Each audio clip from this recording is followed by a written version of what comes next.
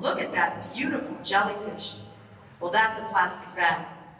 So when we can speak to students and motivate them to take action, to save the planet, they do. They care. And my job is to speak to them in a way that they can understand, that touches their heart, and that makes them feel powerful with simple actions that they can take every day.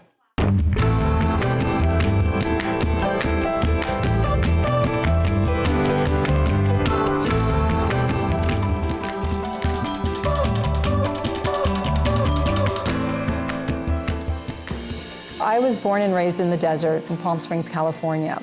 My dad was the rabbi in the community there. The thing that I got from all those years of watching my father on stage, delivering his sermons and talking to the community, was learning how to be in the public and learning how to do public speaking. And I remember the first time that I ever got up to give my first school assembly, I felt like my dad was right over my shoulder saying, "Pause for drama, deliver your words." It doesn't move through the system. It doesn't provide any nutrition. When I was a kid, I wanted to be a teacher.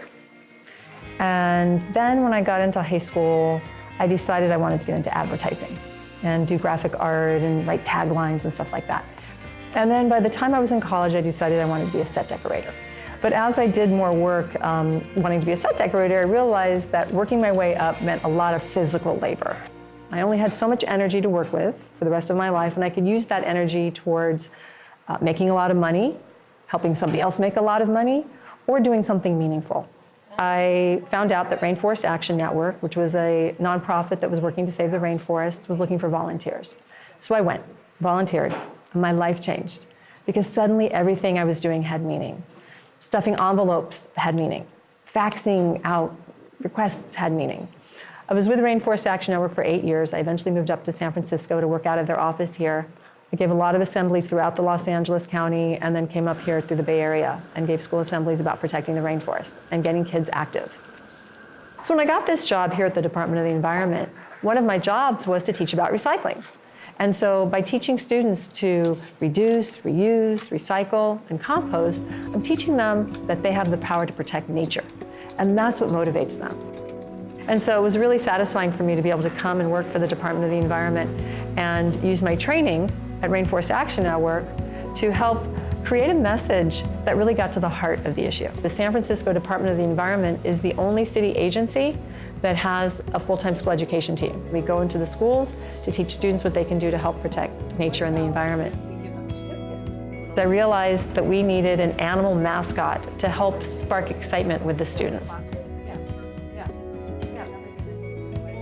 The city has burned down so many times over the years, especially during the gold rush days, that the phoenix became part of its city seal. And I love the symbolism of the phoenix, which is really about transformation.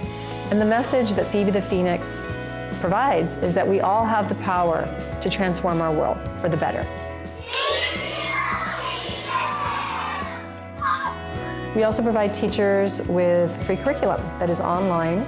Some of our curriculum is in 3 different languages. And whether it's lesson plans or student fact sheets, teachers are able to download them for free and use them. We've had great feedback about our curriculum. And throughout the years, we have helped both public and private schools throughout San Francisco increase their waste diversion significantly.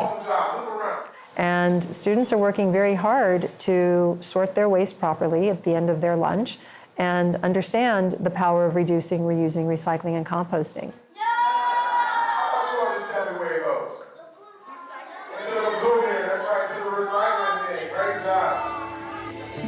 I've been with the department for 15 years. I've been an environmental educator for more than 23 years. And I'm so grateful for the work that I get to do, especially that it's on behalf of the city and county of San Francisco. I try to use my voice as intentionally as possible to support the most good. And I think of my grandmother, who was one of my influences, who always had a positive attitude and looked at things positively. And I try and do that as well in my work and with my words so that I can be an uplifting force for myself and for others. I was put on the planet to do the work I'm doing now. Think of entering the job force as a treasure hunt. You can only go to your next clue and more will be revealed. So follow your instinct, listen to your gut, follow your heart, go Go where it makes you happy. Go be pragmatic too, and see where it takes you. And trust that another clue will come to take you to the next place. Start off on your path and trust that if you want to do good in this world, that the world will help you do good.